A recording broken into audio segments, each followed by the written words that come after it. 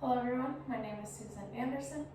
I'm really excited to be talking to you today about the Native American culture and hoop dancing. So my English name is Susan, but my Dakota name is Wakana Shashawi. It means Holy Lightning Woman. I've been learning the Native American culture for about my whole life, but I started mostly when I was around 11 or 12. I was incorporated into this new group that was going to start learning the culture and teaching the language, and so I got started learning it more around that age. And within the past 5 years or so, I started hoop dancing and learning what that is.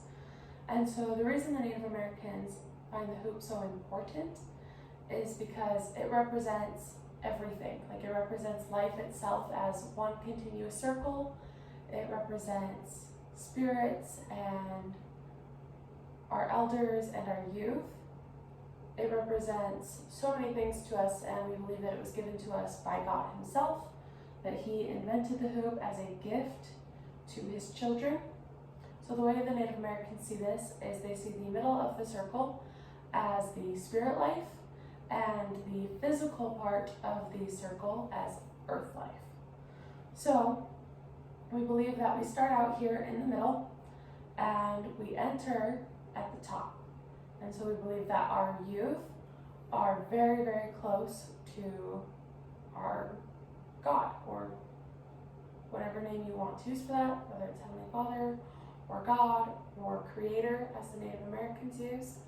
So we believe that children are the closest to the Creator or God, and that he is our biggest influence, and so that children are able to teach us the most about what it means to be innocent and to be perfected. So we have that first quarter of the hoop, and then there's 3 other parts of our earth life. The second part is our teenage years and young adult life, and so this is the part where we're learning most, like, how to be adults and how to come back to that innocent part of our circle. And so this is usually considered the more rebellious phase in the circle, because you're going away from that beginning stage. The third part is adulthood, and it's considered the most, or the longest part of your life, or the longest part of your hoop. So that's that one. And then our last quarter is for the elders. And we believe that they are also close to Creator or God, because they are coming back into the circle and they are reaching that stage of their life. So this half of the hoop is very close to God, and this half of the hoop is having to learn to come back to those stages. So that's part of why the hoop is so important to us. We think that it teaches us how to respect our elders and how to understand our youth and how important that they are. So that's the history behind the hoop. Now, what we use the hoop for in hoop dancing is to tell stories. When we do that, we make different animal shapes and we tell our children what it connects to. So one that's very common, even among all cultures, is the caterpillar and the butterfly. And so that one can be shown through hoop dancing, just by connecting all your hoops in different ways. There's a different way to do this when you're dancing that makes it a lot easier, but for demonstration's sake, I will be doing it this way.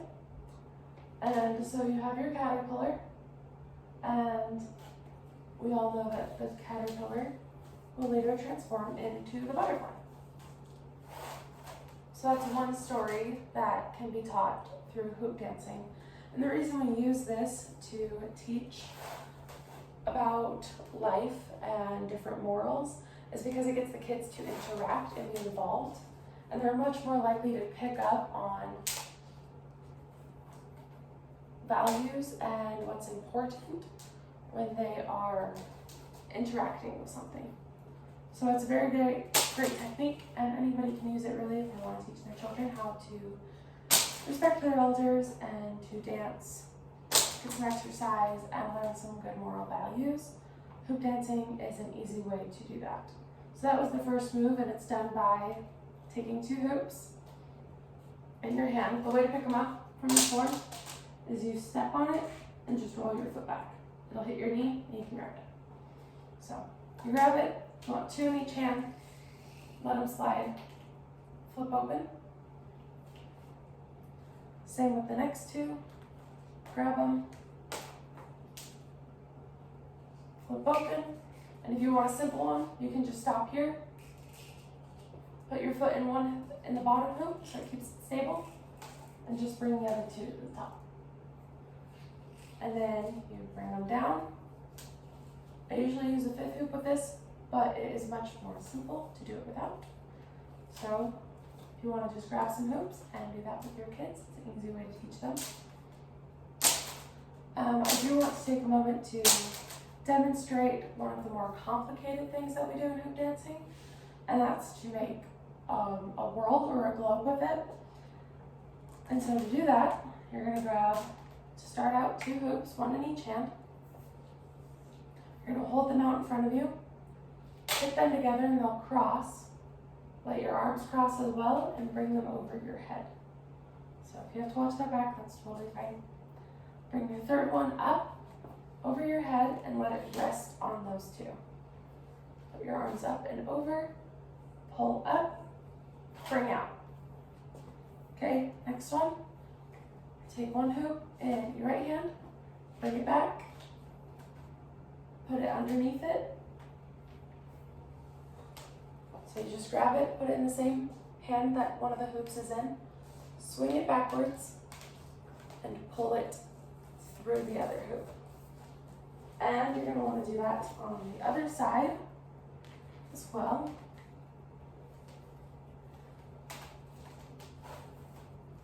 And once more on both sides. Big tip, if you have long hair, you need to put it up. It will get caught in these hoops. So bring it around, pull it through. One more time on the other side, swing it around, pull it through. And then what's going to happen towards the end is you're going to have these hoops that touch in the front. This is when you've hit 7 hoops. Then you're going to bring 1 more up. And this is the best part. This slides through both of these last hoops. It will then. That's totally fine, totally normal. You're going to want to make sure all your other hoops feel secure, like they're all touching and all kind of supporting or putting pressure on one another. So if you do it right, and hopefully mine is tight enough, what you can do is you can bring your arms in to the circle, so it's just resting on your back. Grab these 2 triangle pieces right here in the front, and you can lift it right over your head.